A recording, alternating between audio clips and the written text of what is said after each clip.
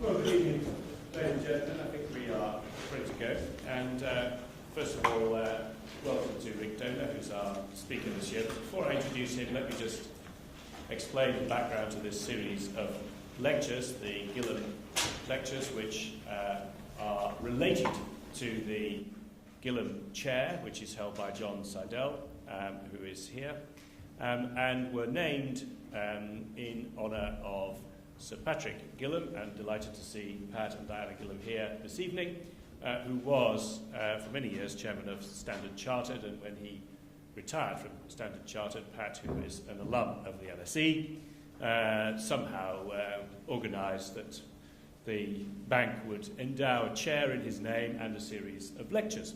And that has allowed us to expand our interest, particularly in Southeast Asia, which is John Seidel's area of principal interest. But the lectures have in fact covered a broad space of territory, really, from India and China.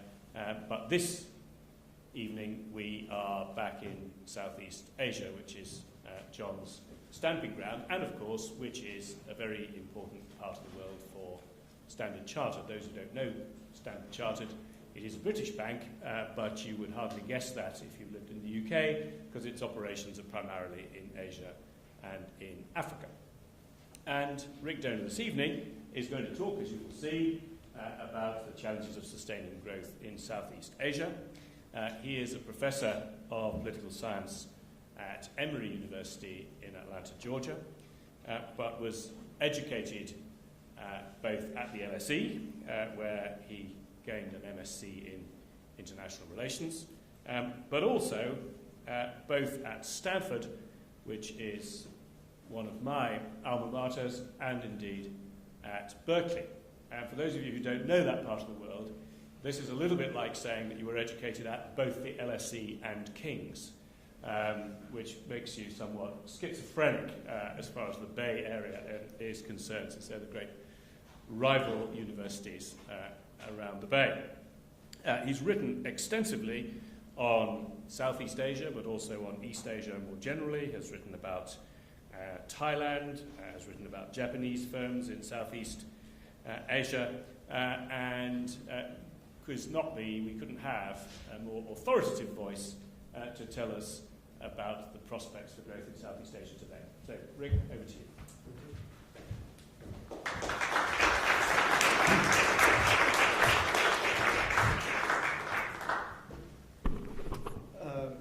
First of all, I want to thank Sir Patrick for making this possible, the London School of Economics, the committee, John, for inviting me.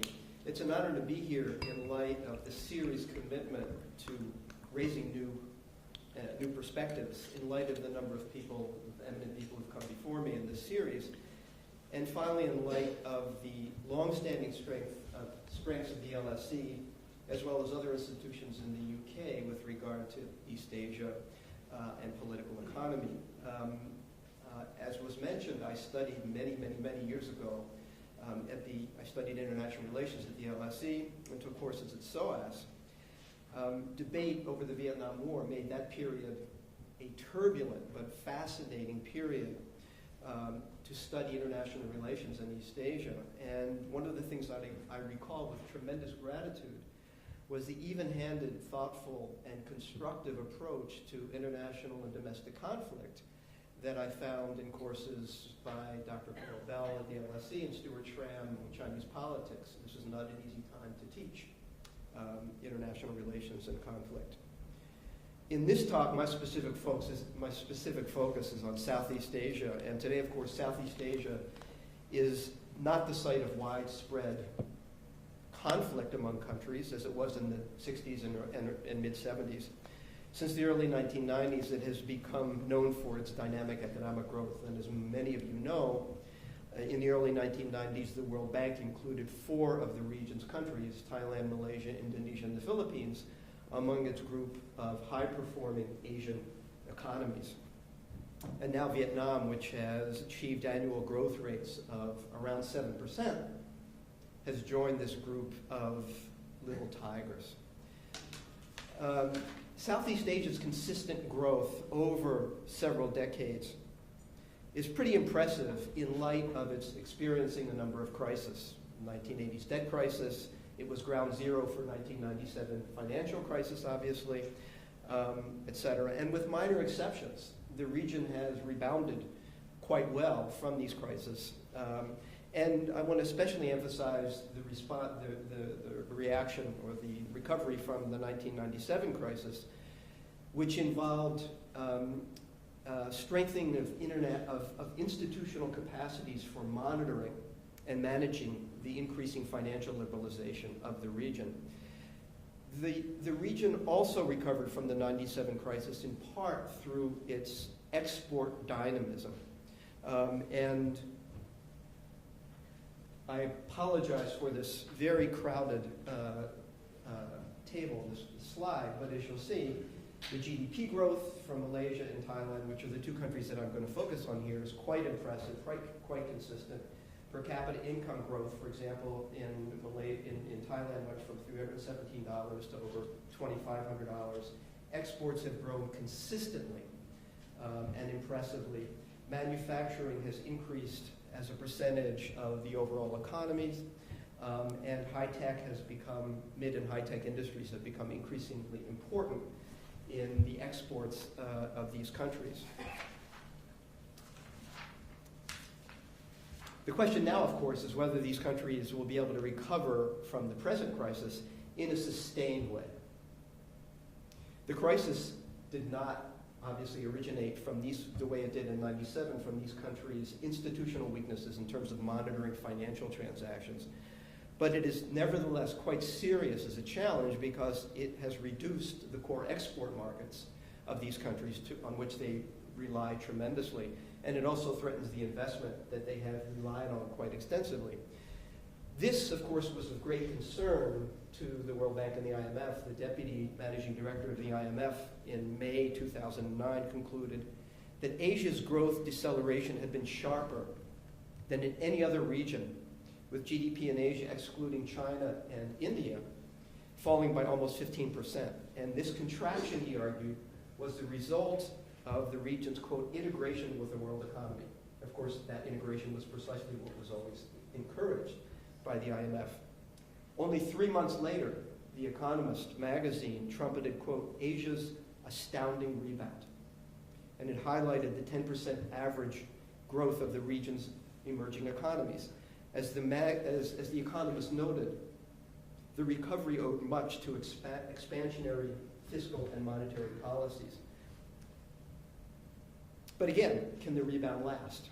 For the economists, the answer really depends on macroeconomic stabilization, and especially whether the countries can keep growing without their expansionary policies fueling asset price bubbles. Doing this may require letting exchange rates rise, but as the magazine noted, this will hurt exports, and exports are very, very key to the region's growth. In fact, if you notice here, exports as a percentage of GDP, especially Thailand, is quite significant. Exports as a percentage of GDP in 1996 were about 39%. They're now almost 3/4 of GDP in Thailand. Malaysia also over 100% because of re-exports. So exports are really key to the growth of these countries. Now, so the economists emphasized macroeconomic balance. Others have emphasized the need to reduce external vulnerability on the industrialized markets. The goal here is greater regional integration in trade, capital, and finance. And after all, Southeast Asia now constitutes a market of over 500 million people. China has begun to absorb a lot more and more of the exports of Southeast Asia. And there has also been an expansion, as many of you know, in free trade agreements and extra-regional or ASEAN, Southeast Asian nations, plus Korea, Japan, etc. Now, I don't disagree with this emphasis on macroeconomics and regional integration. But what I hope to offer to you is a distinctly different, albeit hopefully complementary, perspective, one that focuses more on production and politics. So let me identify the basic components of my talk, and then I'll go into them a little bit more deeply. First, it seems to me that the emphasis on macroeconomic policy and regional integration pays too little attention to what some development economists, especially some of those in the World Bank, and as well as decision makers in the region, have called the middle income trap. The concern is that these countries, and again I'm going to focus on the leading ones in Southeast Asia, Malaysia and Thailand, have begun or have already lost their comparative advantage in labor-intensive goods to low-wage competitors such as Vietnam, but also lack the technological capacities to compete with higher wage, higher productivity rivals, especially in East Asia, next Korea, Taiwan, Hong Kong, and Singapore. So this is viewed in the region as a nutcracker-like squeeze. From the bottom, squeezed by low wage. From the top, difficult. There's a ceiling that's difficult to penetrate. So everybody recognizes that the only way out of this is to upgrade their products and processes, and doing so requires improving indigenous technological capacities. So we need to pay attention to production, and as I'm going to argue, that includes paying attention to local suppliers and labor. The second contention is that, and it may seem obvious, is that doing this, upgrading, improving technology, actually pose tremendous obstacles. It's very difficult. In some ways, greater difficulties than the difficulties that these countries have already encountered. As such, upgrading requires the development of stronger institutions. And let me emphasize, by institutions, I am talking about government, but much more than government. I'm talking about government-private sector linkages. I'm talking about networks of private firms. I'm talking about universities, research technology organizations, clusters of firms, R&D consortia, etc. The third point involves the difficulty of creating these institutions, and that the creation of these institutions lies in politics. I'm interested in why political leaders would actually invest scarce funds and other kinds of resources in trying to build up these kinds of institutions whose construction really is quite difficult. Anybody who's ever tried to build a university, a faculty, and any kind of organization, a bank, knows that institutional creation requires a lot of patience and time. And the fact is that the middle-income countries that I'm talking about have not done a very good job of this. I suggest that they haven't done a very good job in this because they have not faced tough times. They have not faced difficult threats. Okay? A fourth and related point concerns globalization. I suspect that the particular conditions of these countries' participation in global value chains has reduced pressure on their leaders to develop strong institutions and has undermined their capacity to do so. Now, most critiques of globalization have to do with high entry barriers, and it's difficult to get into these, into automobile or disk drives or whatever it is. My emphasis is a bit different. I want to suggest that two factors characteristic of globalization in these countries has impeded their capacity to upgrade. One is the ability of multinationals to prosper without linkages with the rest of the economy. The other is the growing role of informal labor, including significant numbers of migrant workers. All of this leads into a final point, or rather a concern, and that is one, to my knowledge, that very few people have raised. One of the few is Robert Wade of the London School of Economics. And the concern is that these countries' external integration has outpaced and even perhaps undermined the internal integration of their economies, with potential political risks. So let me start with a brief review of some of the development outcomes in these countries. Most people know the positive features of these countries' growth. Both countries have enjoyed impressive income growth rates. Both are successful exporters, as I've shown. In terms of human development indicators, both have done pretty darn well. They've reduced poverty, their education and health outcomes have improved, at levels consistent with one would expect of their income levels, okay? There's another aspect of their growth which I think really merits tremendous emphasis, and that is the fact that both have altered the sectoral composition of their economies. That is, they have diversified. They have diversified. Both have experienced shifts from agriculture to manufacturing. They have expanded and diversified manufactured exports. Both have increased, as I mentioned, their medium and high-tech exports. Thailand, to take the one example, is one, if not the world's leading exporters, not just in rice, but in rubber, in sugar, in cassava, in prawns, in certain garment areas, in certain commercial vehicles, one-ton pickup trucks. The country is the largest producer in the world, and disc drives. Malaysia is extremely impressive in palm oil, obviously in rubber, semiconductors, and disk drives as well. This is really impressive, and I want to emphasize that this growth and diversification resulted not simply from openness to trade, to technology, to capital flows. Equally important in both cases, governments and private sectors have organized explicit interventions to promote non-traditional sectors, ranging from sugar to disk drives to palm oils to tourism. Now, to be sure, not all of these interventions have succeeded. The Malaysian automobile industry is a good example of an abject failure in my view.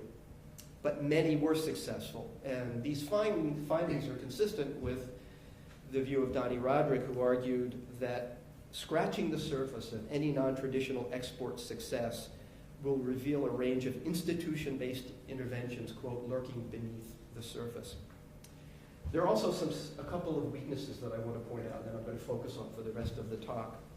One, which I'll not much focus on here, but return at the end, involves inequality. Income inequality in Malaysia has worsened over time. Thailand has performed better in this area, but Thailand's rural-urban gap has worsened significantly over the past 2 decades, as has inequality if measured by assets as opposed to income.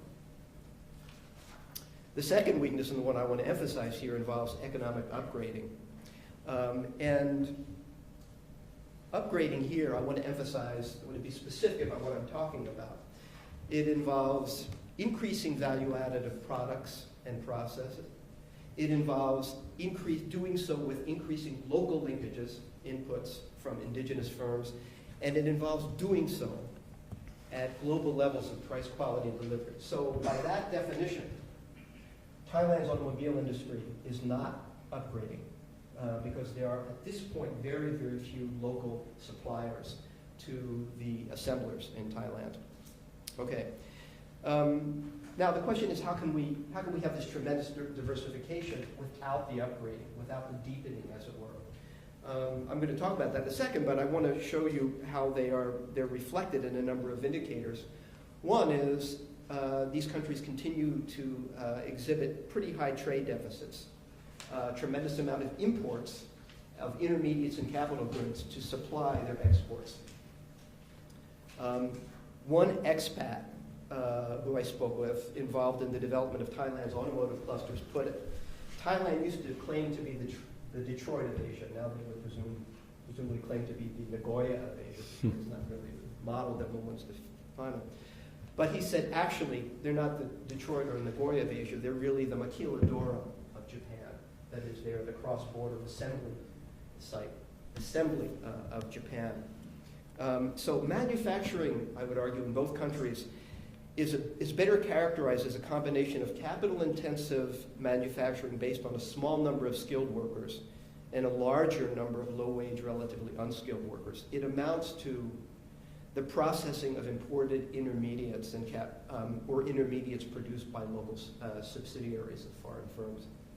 Second, for both countries, much of the growth in manufacturing has resulted from inputs, increase in labor and capital, not from technology as reflected in total factor productivity.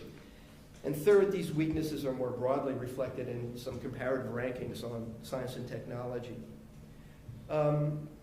Here is research and development as a percentage of GDP. And what I would like you to know is Malaysia and Thailand, Malaysia third from the bottom, Thailand, basically 0.2% for Malaysia, up to almost 1%. Thailand is largely stagnated around 0.2%.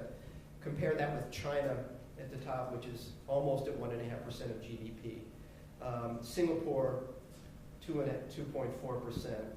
Korea, over 3%. This is kind of I'm sorry about this table, but the point I want you to see is to compare the first two rows, the science and technology human resources per million and high-tech exports. And the point that I think is interesting here is that Thailand has high-tech exports are 27% of its manufactured exports, not that much lower than Korea's.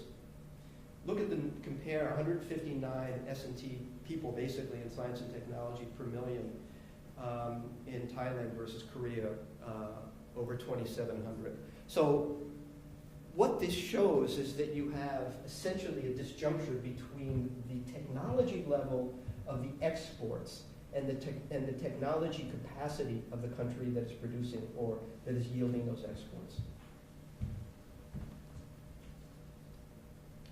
So the point here is to sum up so far, is these countries have grown impressively by diversifying their economies, and this is really a very significant achievement, which I in no way want to minimize.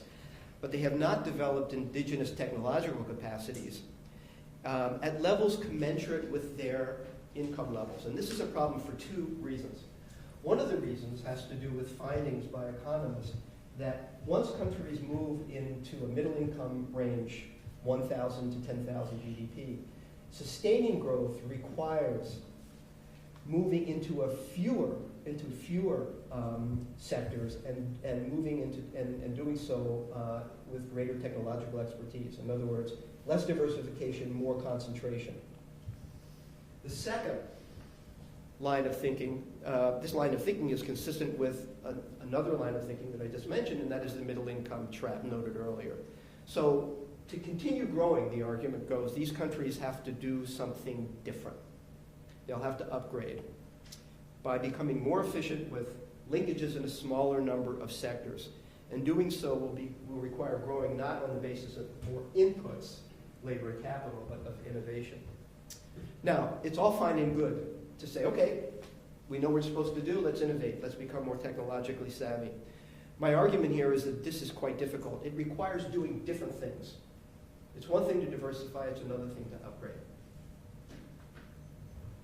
It requires that countries become more adept at other kinds of policy tasks. So they have to move beyond basic education, they have to move into more higher technical education. They have to provide extension services for firms who are attempting to improve products and processes. They have to provide testing and certification services for firms that are trying to penetrate new markets. They need to provide incentives to encourage local firms to invest in R&D, to increase technical training. They have to link firms with universities and research institutions. They have to encourage foreign investment to promote technological spillover. And they have to provide new kinds of infrastructure, whether it's IT, whether it's new kinds of logistics, whether it's even things as prosaic as wastewater treatment for textile firms. Now, what we are talking about here very clearly is industrial policy, albeit what Robert Wade has called an open economy industrial policy of a nudging, a government pushing firms into certain areas. These are areas that these countries have fallen short in. And the question is why? Now, one answer is that they just don't know, that they're not aware of it, that it's not on the radar screen. This is certainly not the case. The bureaucracies, the political leaders, the business folks in these countries have talked about this stuff now for almost 2 decades. You can go to almost any bureaucracy in Malaysia or Thailand, certainly the Philippines, and probably Indonesia as well, and you will find reams of reports on the need to move into, quote, a knowledge-based economy. It's one of the words. Upgrading, knowledge-based economy, let's create clusters. Everybody talks about this.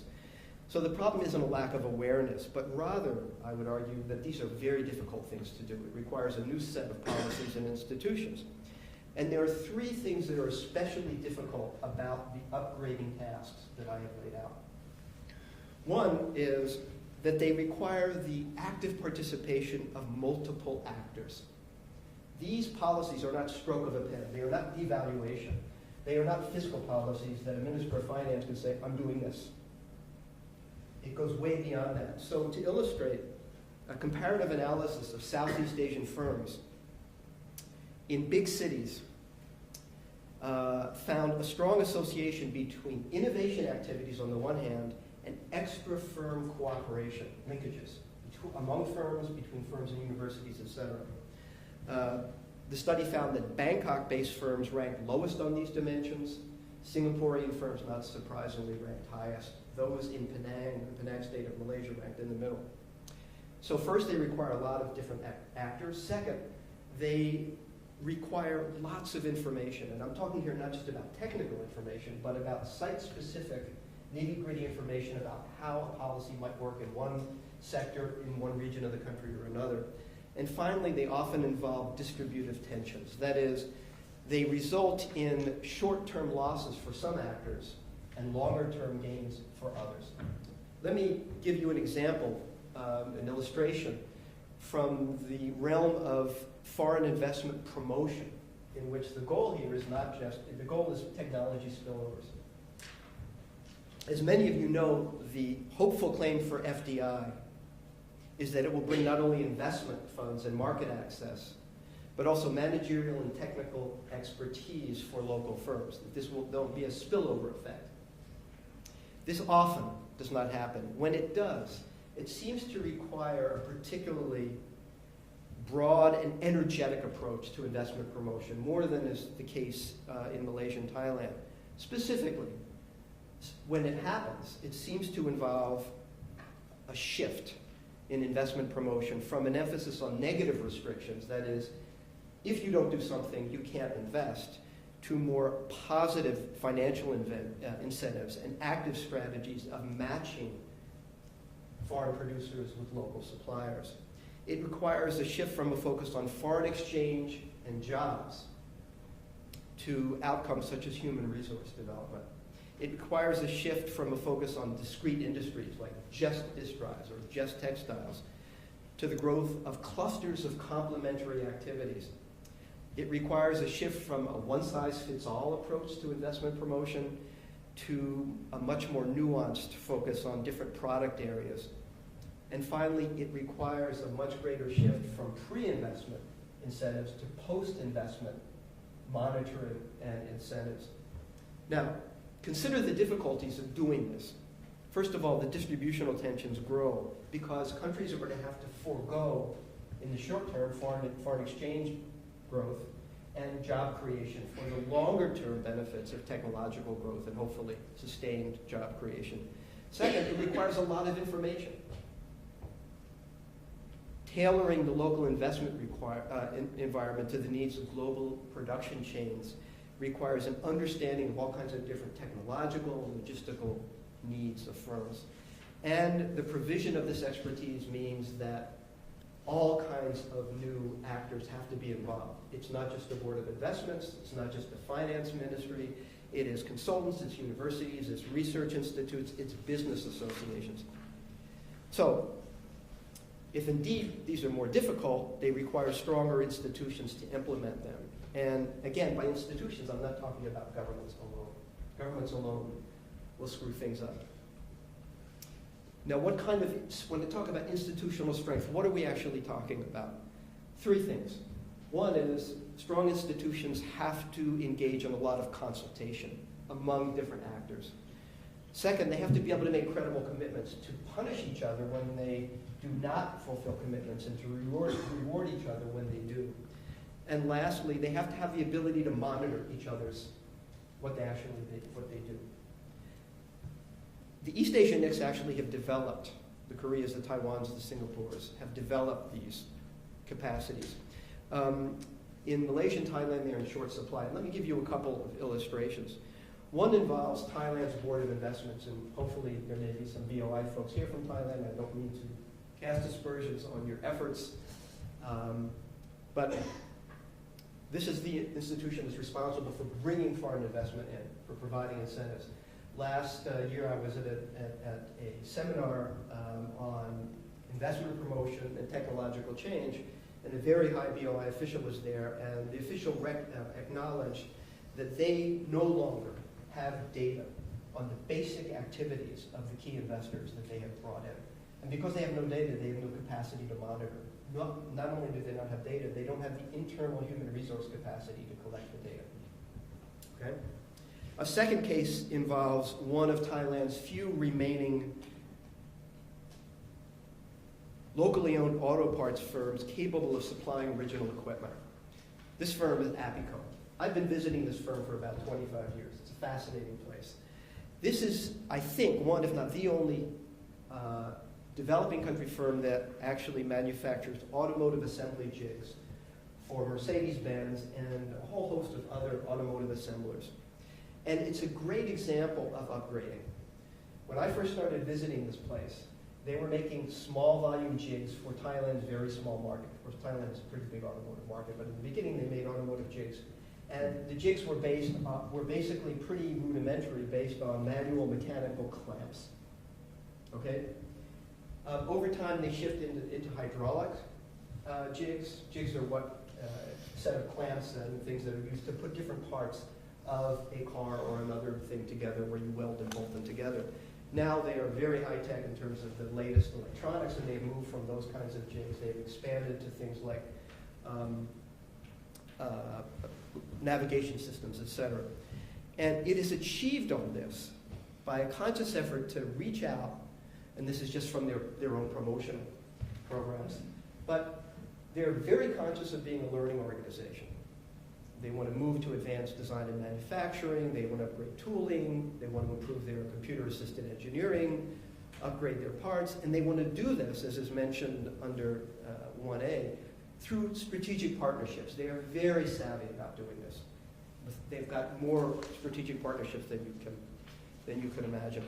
What's interesting is that, to my knowledge, no official of the Board of Investments, no official of the Ministry of Industry has ever visited Apico to say, let us understand how you've done this and help to diffuse your lesson.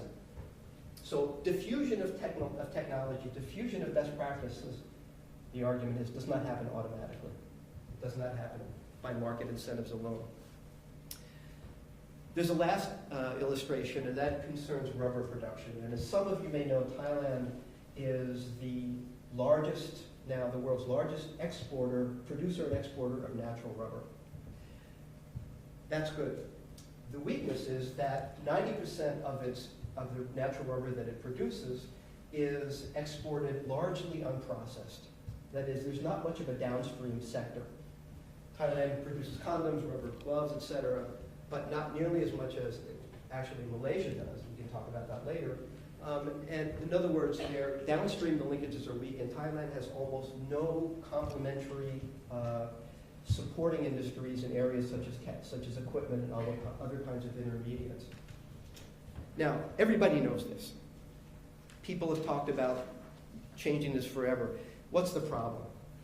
The immediate obstacle is competition between the Ministry of Agriculture, which is responsible for cultivation and improving yields and expanding cultivation of rubber, on the one hand, and the Ministry of Industry, which jealously guards its focus on manufacturing, and the Ministry of Commerce, which is responsible for exports.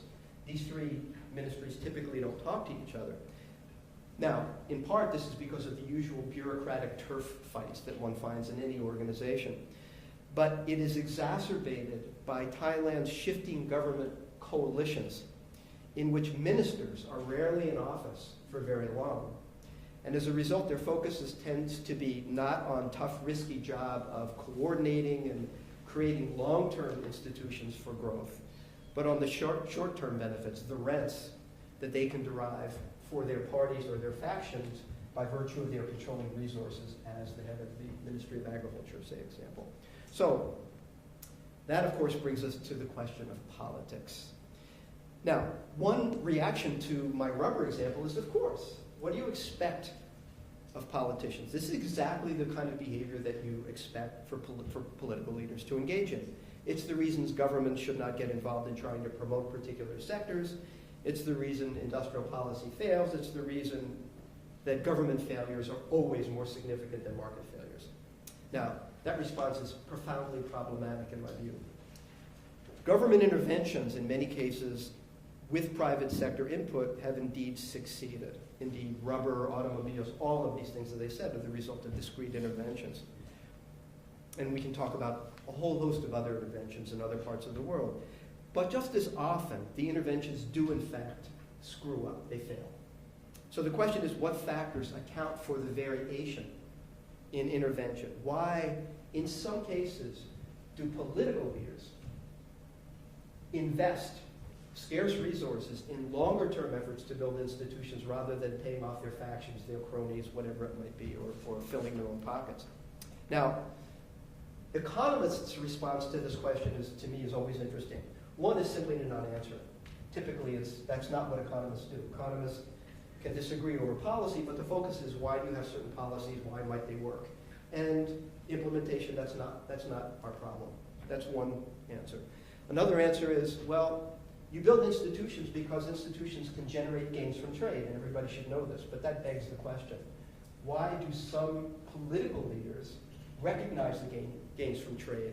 In other words, why in some cases, to cite a phrase, do good economics make good politics?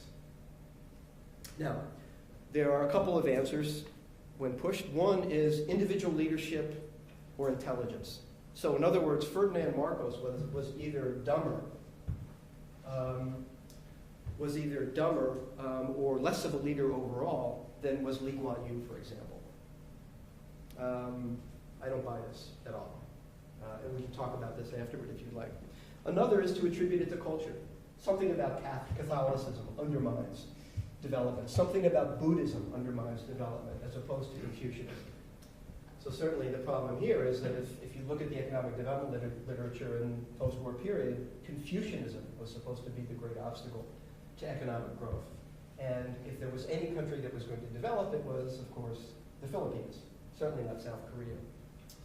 So my answer to this question is how to explain this variation is essentially to focus, to better specify the political incentives facing leaders.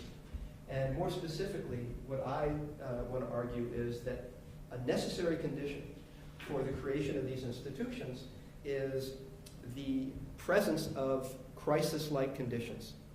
That is, efforts at upgrading, at creating tough, strong institutions will only be forthcoming in the presence of pervasive, ongoing threats. Now, I want to note, so there's a whole literature on crisis and threats, and I want to note at the outset that this literature is very problematic for a couple of reasons. It's very undeveloped. One is, nobody knows how the mechanisms are supposed to work. If crises lead to growth, does it happen because it forces political leaders to learn?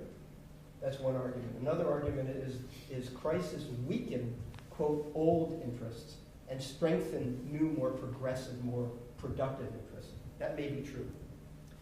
That's one problem. The second problem with this literature is that there's really differences on whether crises lead to growth, lead to reform, lead to innovation. Donnie Roderick, about a century, getting old here, about a decade ago, argued that, quote, if there is one single theme that runs through the length of the political economy literature, it is the idea that crisis is the instigator of growth. And there's a recent volume on the East Asian crisis edited by John Ravenhill and Greg Noble. The title is Crisis as Catalyst. No, that's no longer the case. People are no longer so starry-eyed about crisis and growth. We now know that crises have different impacts based on place, time, and type of crisis, and that gets to the third gap, and the one I want to focus on briefly. That is, there's a lot of different kinds of crisis, and they run a continuum. And here's just a beginning effort that you can talk about crisis as a rapid onset, short-term exogenous economic shock, the 1997 financial crisis.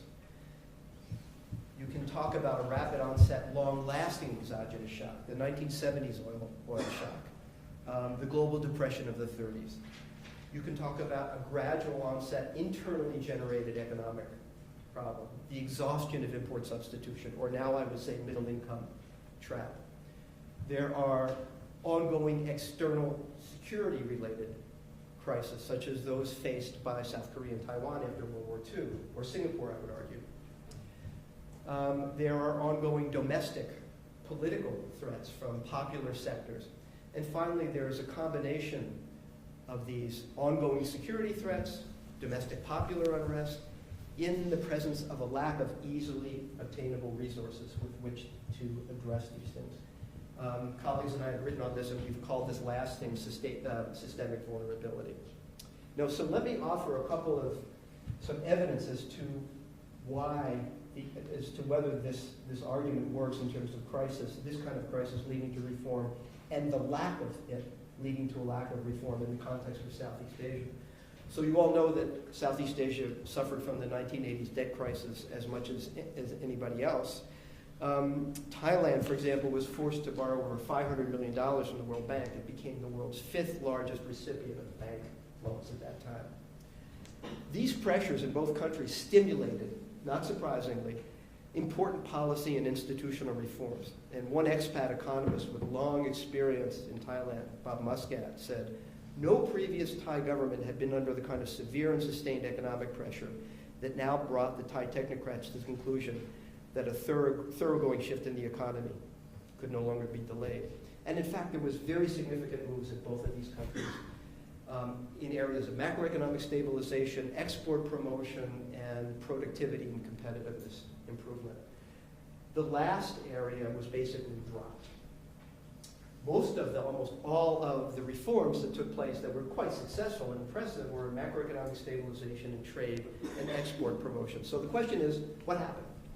Why didn't they continue? And the argument is that Malaysia and Thailand benefit from a couple of factors that helped to moderate the crisis. One is that they initially used their resource endowments to moderate balance of payments problems. This was especially important for Malaysia, where new petroleum contracts provided significant revenues. Both benefited significantly from rapidly rising foreign direct investment from Japan and Southeast Asia. 1997, very significant crisis. And of course, the magnitude of the crisis varied.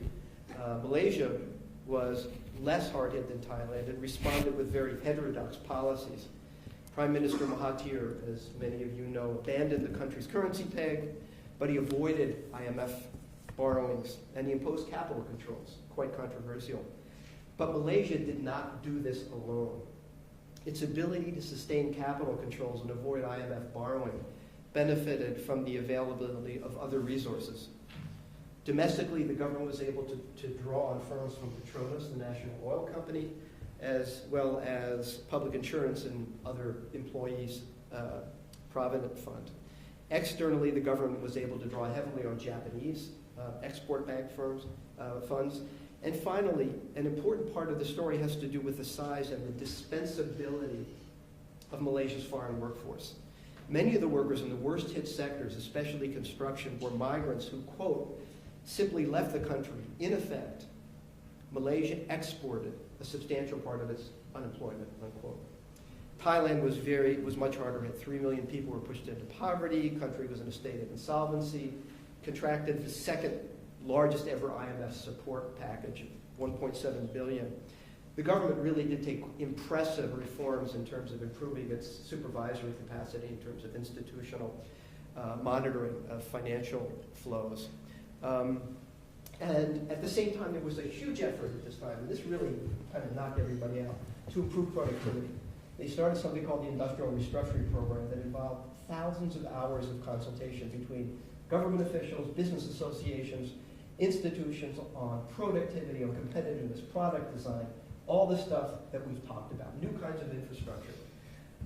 By the year 2000, it was declared a failure and it was dropped. So why, again, it was this truncated?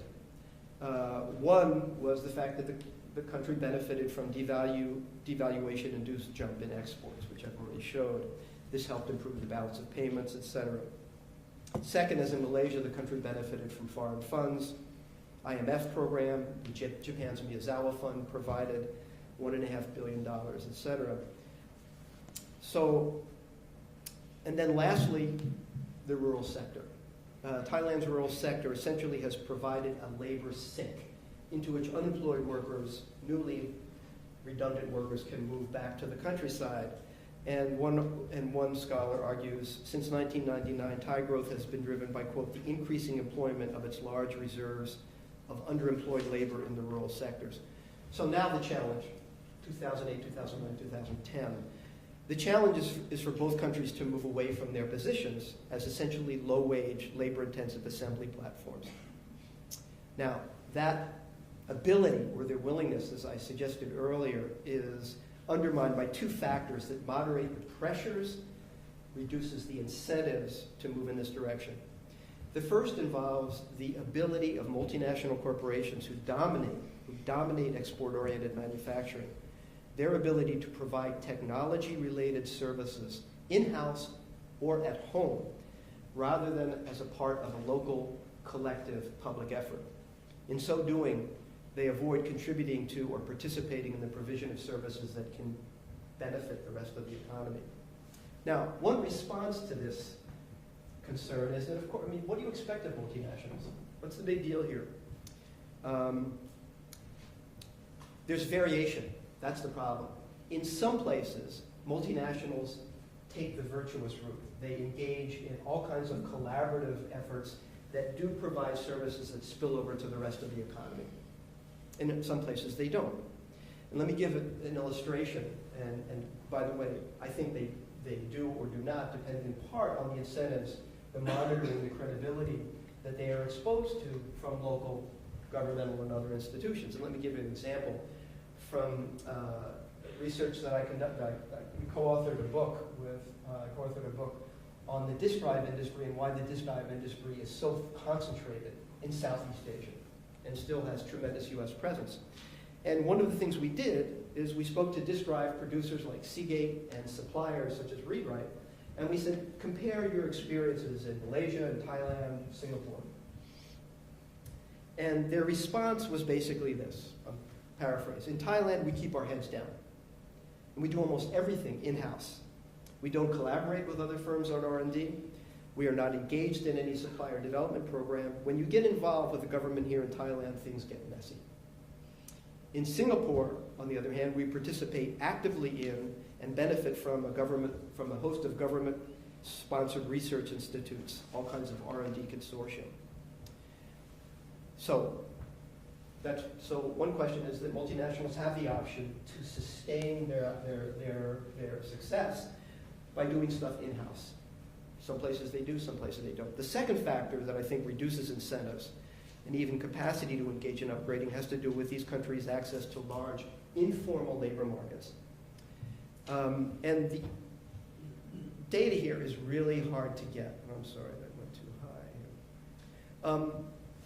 But what you see here is that the informal economy in Thailand accounts for maybe half of GDP. And if you look, and the argument has been made by others, that informal labor force as a percentage of the total labor force may be as high as 60%. It depends on what you call informality. But certainly in Malaysia, it's fairly significant as well. Philippines, it's very significant as well. Now, in each of these cases as well, migrant workers seem to constitute a significant part of this informal sector. For Malaysia, official sources estimate that semi and unskilled migrant workers accounted for almost 14% of the manufacturing workforce and 10% in electronics in the year 2000. More recent data are not as clear, but one estimate is that the number of migrant workers maybe accounts for 20% of the labor force. For Thailand, estimates go from 1 to 4 million, maybe 5% of the labor force in 2005. Now, the point here is that there's a lot of research that points to the negative consequences of informal sectors, especially if they are buttressed by migrant workers. One that is stressed now in a lot of the literature from Malaysia is that informal workforces depress wages, and as a result, they discourage investment in higher value-added activities and therefore reduce pressure to improve technological skilling. A second consequence is more explicitly political and institutional, and that is informality undermines labor's potential for organizational cohesion and political influence. Now, some of you may say, great, all to the good. In fact, this reduces the possibility not just of pressure on employers to raise wages and potentially to invest in productivity measures. It also deprives government and business of an interlocutor, of a partner with whom to develop these programs. And my argument, my understanding is that the National Trade Union Congress in Singapore plays precisely this role in terms of partnering with government and business to develop these things.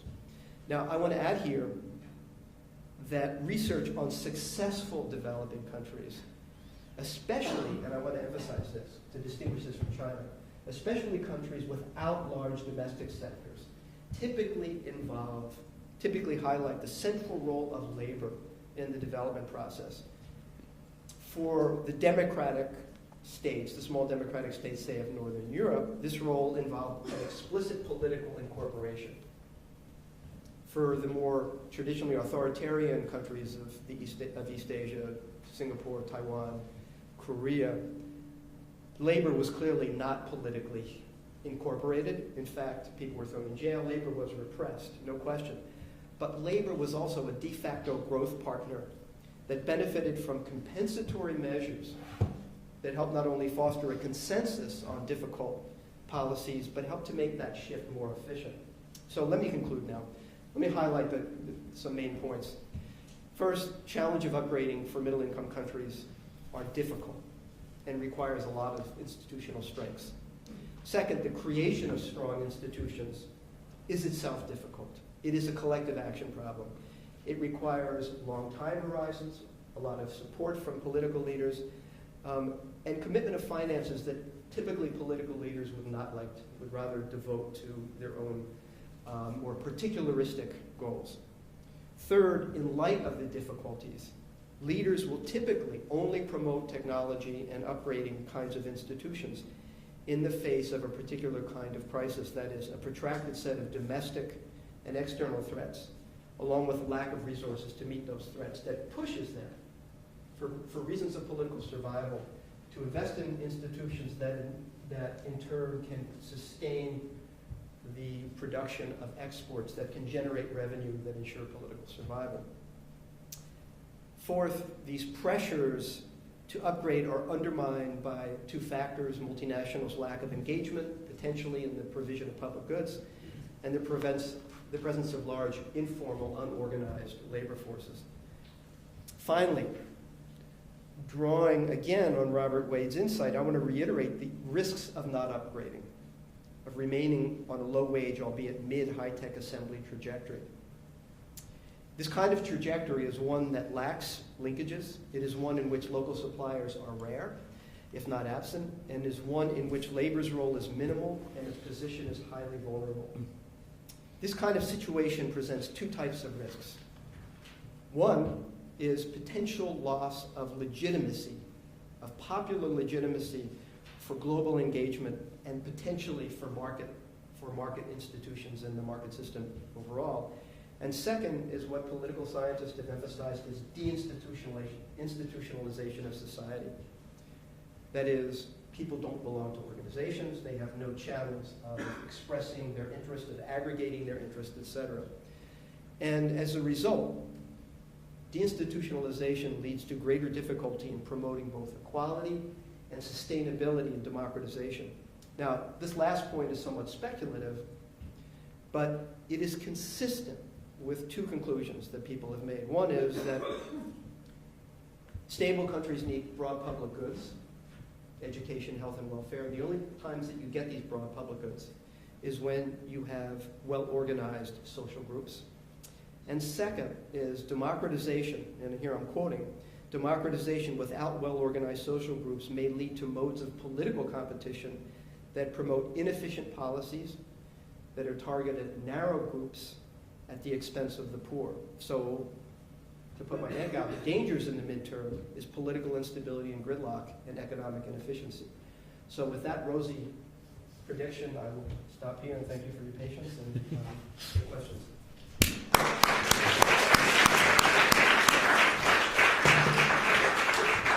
Well, do you want to come back to here and we can take questions from here? And I'll open it up in 1 second, but let me have the chair's prerogative to ask you. I was recalling that I think it was about 8 or 9 months ago sitting just here, we had the Thai Prime Minister and the Thai Finance Minister, and they were both, one was educated at Winchester, one at Eton. They were both at Oxford. I slightly teased them about being at Oxford rather than the LSE. It actually turned out, to my embarrassment, that the Prime Minister had in fact been turned down by the LSE, so this wasn't such a good joke as it turned out. But you could not have had two more urban, urbane, charming, sophisticated people you could not have imagined. And then, of course, you have Thaksin, and you talked about the tension between urban and rural incomes, and you used the analogy of the urban sector, of the rural sector as a sort of bin for the unemployed. I mean, how do you see this playing out? Because Thaksin, however many court cases, rulings there are, I mean, he is a King Charles's head of Thai politics. He just never seems to die. I mean, how is that going to play out, that urban-rural tension, and how has the economic crisis affected that dynamic? Well, some of you may have seen there was a long article on Thailand and the FT today, actually, and one Thai observer was Thitinan, was, I think, quoted as saying that Thailand is a tinderbox. I'm not sure if I would go quite that far, but a tinderbox. And I don't know if I would go quite that far, but what is, I think people generally know the story here is that Apisit, Prime Minister Apisit, and the groups that he represented largely, as you said, represented urban interest and have been highly suspicious of rural mobilization, whereas Thaksin's success, as most of you probably know, was really based on his tapping into this question, into this rural-urban gap. Now, I think what's interesting, I would make 2 points here. One is that is the experience of Thaksin is interesting in and of itself as kind of a confirmation of some of the points that I was making earlier. When Thaksin came into power, he said, not only are we going to do this 30-baht health scheme, we're going to do debt reduction, we're going to do all these things to help the rural sector, but we are going to upgrade this economy. And we are going to engage in industrial policy, but in the most enlightened kind, in the language that, he brought Michael Porter in, you're going to create clusters, and we're going to create clusters in sectors that have already proved successful. Automotive, supply chain, food production, textiles, a couple of other ones. But the point was this was smart, and he said, I'm going to shake up the bureaucracy, I'm going to do all kinds of things, I'm going to make everybody entrepreneurial. And what's so interesting is the thing flopped, is that aspect of Thaksin's efforts really flopped. And basically it ended up being, he reformed the bureaucracy by increasing the number of deputy ministers by a fairly significant amount, basically by creating more opportunities for corruption, graft, and supporting his own factions in his own party and other parties that joined with him. He was able to do that, I would argue, because the success of the exports generated significant funds, and the success of prior reforms in macroeconomic supervision allowed him to engage in expansionary activities. And these were really successful. And they were very popular. I started in Thailand in the Peace Corps, and I've gone back to the one village that I worked in. And I went back last year and a couple of years ago, and I cannot tell you how popular the guy remains because of things that they perceived, that he cared about, and that he actually provided some real goods. So the first point is he talked a lot about upgrading, didn't do anything.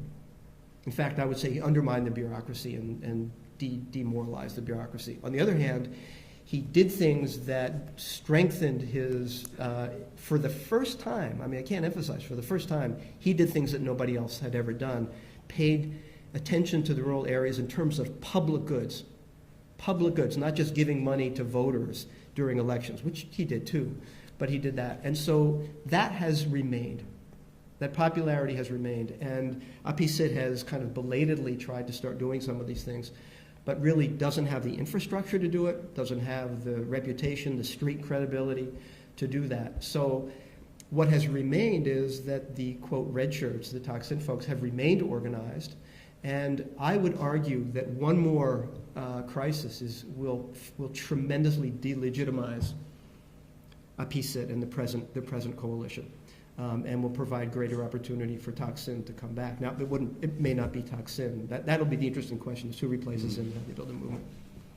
Thank you. Very interesting. I'd like to throw it open now, and there are a couple of roving mics. Robert Wade, yeah. Rick, that was a fascinating talk. I want to make two comments. The first one actually makes the outlook even darker than you left it. And the point I want to make is that you talked of the middle income trap with reference to Southeast Asia. Many other middle income countries are in that same trap. I mean, Brazil, I would say, is also, but many others too. And by the way, that trap is not just defined in terms of the technology, the R&D side, which you have emphasized, but also the branding, the marketing side. Very difficult for firms in Malaysia, Thailand, and elsewhere to get global or even regional brands. But the point I want to make is that this middle income trap is just part of a larger pattern where if you take a large number of states and you calculate their average income relative to, say, the average income of the North, and trace those ratios of states, average income relative to that of the North, across time, for example, 1978 to 2000, what you see is a very strong pattern of downward mobility. That is, those ratios are falling over time. Of course, China, and there are exceptions. China's one. But on the whole, there's a strong pattern of downward mobility. That is, the gaps are getting bigger over time. And so that's the point about the middle income trap just being part of this larger pattern of divergence rather than convergence in terms of global incomes and wealth. The second point I want to make actually sort of runs against what I've just said. You have emphasized throughout very strongly the difficulties of institutional innovations, the kinds you're talking about, all these difficulties, and especially the political difficulties. Well, if you look at Taiwan, which is a country that I've done quite a lot of research on, one important innovation that was created early on after 1950 in Taiwan was an industrial extension service, analogous to an agricultural extension service. And you actually mentioned this in passing. The point I want to make is that it's actually quite easy. It's not all that difficult, if you look at the Taiwan case, to create an agricultural extension service, industrial extension service. There were, by 1980, about 150 engineers in the Industrial Development Bureau in Taiwan, whose job it was to go out every month, spend several days a month, visiting firms in the sector that they were covering. And what they were doing was two things. They were nudging the firms, not forcing, nudging them to upgrade, to make links with domestic suppliers in the case of subsidiaries of multinationals. And they were bringing information to those firms about things that were happening outside of Taiwan on the world technology frontier that they might want to know about, or new forms of machine tools, all this kind of thing. They were bringing information right down to the plants. The second thing they were doing was taking information from the plants about production difficulties, marketing difficulties, and aggregating it into the center. The point is, this was all very different from the kind of picking the winners, big-scale industrial policy projects that all the attention seems to be directed at. Now, and the big-scale stuff has a very checkered record, around the world, including in Britain. But it seems to me that there is quite a lot of scope for this kind of nudging industrial policy, and that it is quite easy to set it up once it is seen as a potentially valuable kind of thing to do. Thanks. Just a couple points there. Obviously, I agree with a lot of what you said, but keep in mind that on terms of dire predictions, I said midterm. And one of the things that I really think is important to keep in mind is the tremendous strengths that Southeast Asia derives from its diversification. That probably, this probably, from the figures that I've seen, this region, Malaysia, the four countries, especially in Vietnam as well, are probably more diversified, which reduces their vulnerability significantly. So that's important. Second point having to do with the kind of downward mobility. The other part that I would mention here, and this is now being recognized more and more by the Thais, is volatility in incomes, moving in and out of the formal sector, having a job, losing a job, which makes it very, very difficult to sustain families and raise children. On the question of this extension service, on the one hand, Robert, I would agree with you. It doesn't require tremendous financial resources. On the other hand, the very unevenness of the efforts to create industrial extension or agricultural extension service suggests that there's some real problems. And I've looked, for example, at the Thai and the Malaysian case. In some cases, they really do well. And my argument would be that they do well when the sectors are viewed as really critical, when the performance of the sector is viewed important politically. So you have good agricultural extension in rubber, not in others. So the last point, so yes, it's easy, but some do it more than others, and I would think that it requires resources.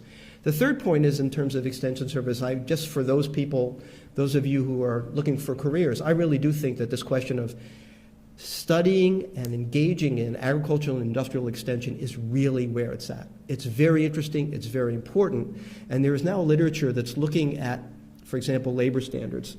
Under what conditions can labor standards be reconciled with really good productivity in firms? And what's emerging from this literature, I find it fascinating, is to highlight the benefits of what is called, in fact, it's what you described, Robert, a pedagogical approach, as opposed to a deterrent and punitive approach. That is, extension agents is going into firms and, as opposed to saying, we're going to fine you if you don't do X, to you better be careful, we're going to look at you, we're going to monitor you, and here's how we can link you up with other people who've done this well, who can reduce the risks and increase the benefits, and then diffuse. So I think this is a fascinating area of research, and I would encourage you guys to go into it. Thank you.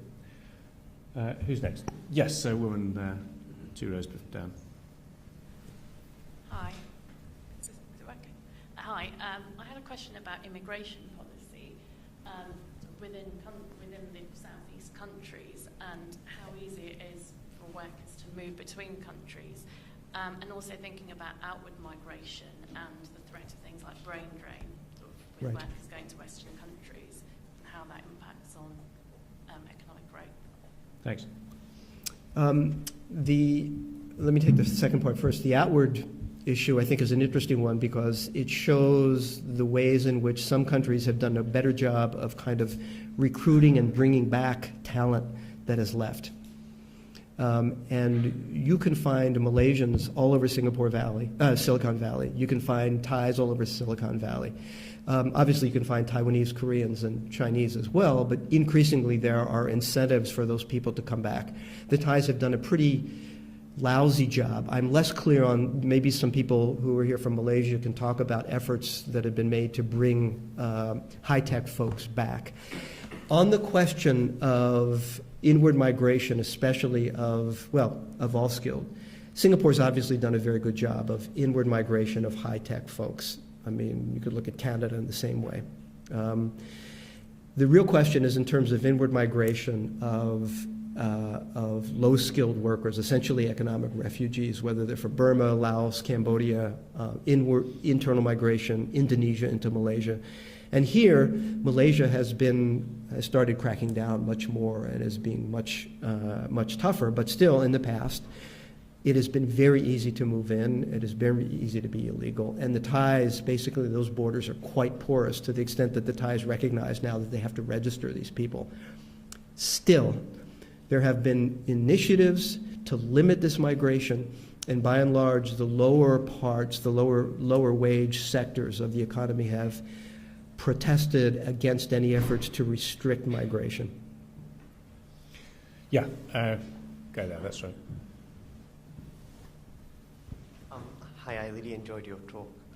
You highlighted in particular the importance of institutions in facilitating the transition to a knowledge-based economy and the role that politics and politicians play in creating those institutions. Now, I live in Singapore, and in Singapore, the argument is made that high political salaries produce good governance in that they improve the quality of people who stand for politics. High salaries? High political salaries, yes. High political salaries. And you mean by that salaries of people in the bureaucracy? In the bureaucracy as well as political MPs, okay. Yes. In fact, I think there's a stat that says the 30 highest paid politicians in the world are all from Singapore. And a senior civil servant in Singapore would earn as much as Obama would. Now, and the argument runs as follows. In addition to increasing the quality of those who stand for office, it also aligns the incentives of politicians with the population by increasing the opportunity cost of losing office. Do you find a connection between the composition of the political class and the quality of governance, and how can we improve the quality of office holders? Thank you. Between the compensation or the composition of the political class? The composition of the political composition. class. And how, in a sense, does compensation affect composition? I think compensation. Yeah. I'm not very confident on these questions, in part from experience, partly in the Philippines, I guess, but other places. And, when I started doing dissertation on research for my dissertation, the first place I went to, and I worked on the automobile industry, and what was really impressive was that the Philippines had by far the best bureaucrats. They were American educated, they had MBAs way back then, they understood, they had the first automotive industrial policy in the region was from the Philippines. And it was very astute. I mean, it was very well thought out, and it was totally undermined by Marcos. So, the first question is really not necessarily composition or qualifications of officials, but rather to what extent they're supported by political leaders. So I certainly agree that compensation is important, qualifications are important, recruitment and transfer and exposure to all kinds of, the Thais have a huge problem because of bureaucratic turf battles. And my sense is that Singapore, and to some degree Malaysia, has done a much better job at rotating officials to give them broader. So all of those are very, very useful things to do. And compensation is important. There's no question about it. The question is where that comes from. That's the political question. You could look at this as a public administration question, and you could say, yeah, better compensation, better rotation, all this stuff. It's all good. It's beside the point as far as I'm concerned. The question is, where does it come from? And the Singapore case, I think, generally bears out. If you look at the statements, the biographies, the perspectives of Singaporean leaders in the 60s, one of the things that Singapore did is they were scared. It's very clear they were scared. They were scared that they had no market because they were kicked out of the Malaysian Federation. They had no resources because Britain left in 1971. And if you look at the number of strikes, of days lost to labor unrest in the 60s, it was huge. There was a fear of kind of a left takeover. And and one of the things that Singapore did, and this kind of highlights an interesting indicator as far as I'm concerned, Singapore went searching. They screened, they looked around, they said, who can we model ourselves after? And as many of you know, the country that they decided was the most appropriate for them was Israel. The head of Israeli public education, they hired him away in the 60s, after 65. Now, this is an interesting indicator because if you ask Koreans, if you ask Japanese, if you ask Chinese now about question of screening, searching, Do we look for a model? Yes, of course. I've asked my Russian expertise colleagues, do Russian leaders ever talk about who do we emulate, who can we learn from? They say no, we're just victims. We're a big country, now we're screwed up, we're victims. Only recently, and I've asked this, I've really probed on this, Thai decision makers, and Malaysian did it for a while. Malaysia was going to be Korea Inc., if you may remember in the 80s, right? We're going to be like Korea. Thais only recently have said, we have to look to, who can we learn from? And you all know that the Japanese were avid learners in the late 19th, early 20th century. So long-winded answer kind of goes beyond what your question is. But the real issue is, where do good bureaucracies come from? Yeah, guy there, 3 or 4 rows back. Thanks very much. How do you see the impact of the ASEAN-China FTA on your case study countries? The ASEAN-China FTA. The ASEAN-China FTA. One of the big macro trends seems to be the integration of Southeast Asia into a wider East Asian economy. Could that go one of 2 ways? I mean, if I understood you correctly, you said that greater external integration runs a risk of undermining internal integration of the national economy. Is that going to play to the trend that you've identified of the middle income trap for Malaysia or Thailand, or could it be a benign type of crisis that forces the upskilling that you say the countries have to implement? Yeah, I don't know. All I can do is to cite what I think, and other people here may have a better sense of this than I do, but I think the perspective on China and the region is complicated and up for debate. So one argument is that China will absorb more and more of East Asia's both manufactured exports and raw materials. The other argument, so that may all be to the good. There's another argument that China will largely import raw materials, largely unprocessed goods. And by the way, my sense is that I've just started studying the rubber industry. That's what's happening in rubber. The Chinese now have emerged to be one of the biggest tire producers and also one of the biggest producers of tire producing equipment. So they're not going to, that market is being increasingly taken away from the Thais and to some degree the Malaysians. Will China replacing the manufactured exports of Southeast Asia lead to this kind of crisis? All I can say is that's where the debate is. Nobody yet knows. And in rubber, I'm skeptical. I'm concerned about this. Automobiles, I don't know. All I can do is plead somewhat ignorance and that the debate is out there. And the question is, do they import intermediates only? Do they import raw materials only, or do they also import intermediates? And do they import increasing sophistication of intermediates, or do they only import low-end intermediates? That's the question, and I just don't know the answer. It was one down here on the second row, caught my eye a moment ago. Thank you. Professor Donor, in your talk you focused on Malaysia and Thailand, but looking down the list of countries that you have up there, I see some countries which are overtly authoritarian, others which are democracies to a greater or lesser extent. And I wonder, does it matter?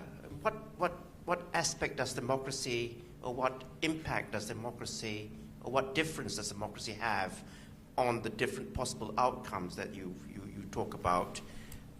You did touch on that a bit in your talk, and I wonder if you have more to say about the relevance of democracy here. Thank you. This, in some ways, has been the $64 question, as we say in the U.S., for political scientists. And there's been an extensive literature, most of which has come inconclusive. The best literature that I know of is that there are no significant growth differences between democracies and authoritarian regimes, but that democracies, by and large, obviously democracies are more associated with higher levels of development, but that doesn't say what the causal linkages are. Is it democracy that causes higher growth, or is it growth that leads to democracy? And there's all kinds of debates about that. So that's one thing. There's also an argument that, by and large, democratic regimes, at least in the industrial, the democratic regimes overall, are more highly associated with higher technology kinds of growth throughout the world. The differences, the exceptions, are the East Asian countries. Now, of course, Korea and Taiwan are now profoundly democratic. Singapore is not, but has certain elements of democracy. So my feeling is that the issue is not so much regime type. And in fact, at the end of my talk, I mentioned that if you have democracy without these high levels of institutions, it's dangerous. More pork, more inefficiency, more gridlock. The issue is, what kind of interest intermediation consultation do you have? That's what makes the differences among democracies and among authoritarian regimes. There are authoritarian basket cases and there are tremendous authoritarian successes. And it seems to me that what really makes the difference is this level of consultation and interest, and levels of organization of interest. Thanks. I'm going to take a couple more because we're running up against time. Yeah, guy in the middle with a sort of check shirt and a black pullover. That's it. All right, thank you. I have a question. You talk about internal integration and globalization, and I would like to ask about the regional integration. How much? About the what? I'm sorry. Regional integration. How much and in what ways the regional integration influence national growth in Southeast Asia? Thank you. Well, right now, regional integration I don't think has influenced things a whole lot. I mean, if you look at, only now has it become regional integration in terms of goods, right? In terms of goods. It hasn't, it doesn't account, the last time I looked, for a tremendous level, a very significant of exports of goods and services yet. It's starting to. So that's one thing, and it's going to increase as a result of AFTA and then other things that have moved. But there's a couple of other aspects in some ways that I think have been deleterious and are consistent, deleterious impacts of regional integration. And here I'm talking about the kind of integration of global value chains and semiconductors, disk drives, automobiles. Those are three fairly important ones. And there what you see is that the regional integration, both de facto and de jure, has really encouraged tremendous investment. I mean, our study of the disk drive industry showed very clearly that it was, I mean, and this got to be counted as a great success, as does auto, is levels of the flexibility in national authorities of either de jure or de facto liberalization of exports and imports, essentially free trade regimes, even before an FTA emerged, was critical for the Seagates, for the Read-Writes, for the IBMs to move into disk drives. So what you find are really great regional divisions of labor among these countries, so that in disk drives you can, for example, you can build a head for a disk drive and a motor in one place and a head in another place and assemble them and still another place within hours. And it's marvelous. I mean, it's a great thing. On the other hand, that does nothing for promotion of suppliers in Thailand. Whereas Singapore, they're great suppliers. In automobiles, complementarity, led by the Japanese, but now followed by the United States, has been very, very good. And the ASEAN countries have been marvelous. And AFTA is reinforcing that at facilitating that kind of complementarity. So what you have in automobiles is national specialization. Thailand, diesel engines and pickup trucks, Philippines, transmissions, Indonesia, certain kinds of basic utility vehicles, I forget the name of it, you all know, petroleum engines. That's all great, right? But again, these are multinational-led regional integration schemes. So that's great for generating jobs and foreign exchange. I don't think it addresses the issue that I'm so concerned with here. Thank you. We had one more that was in the middle there. Yeah, that I think we'll better stop then. We're going to run up to 8 o'clock. Thanks.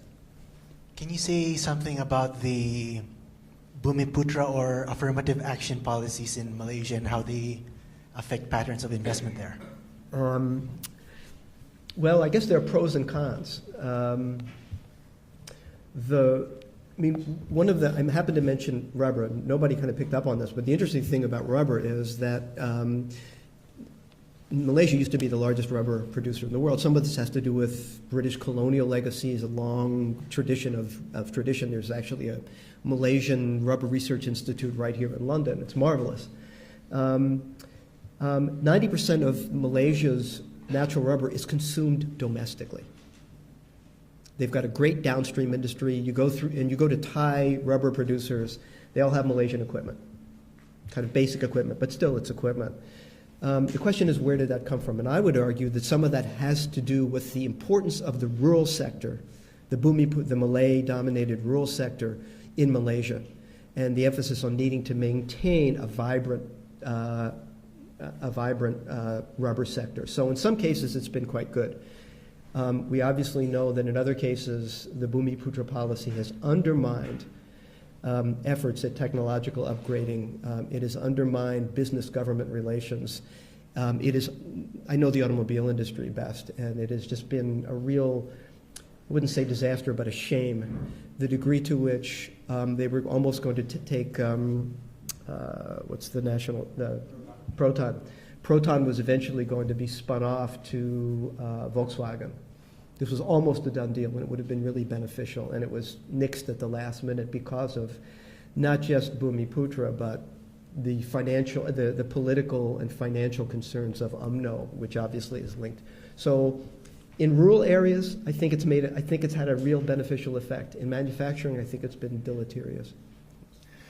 Look, I'm sorry we're going to wind up now, but we are at 8 o'clock, and I just want to say we've had a terrific range of questions from democracy, regional trade, the interesting question about compensation. I would just say from my own past experience that the most highly paid financial regulators in the world are in Singapore, in the developed world, and the least highly paid are in the United States. I don't know if that brings any kind of thoughts to your mind at all. But let me thank you for a fascinating talk, in spite of the references to Robert Wade, which a bit doubtful here. But apart from that, it was absolutely terrific, and as you could see from the range of questions, stimulated a lot of thinking. Thank you for having me. Thank you so much Thanks for very coming.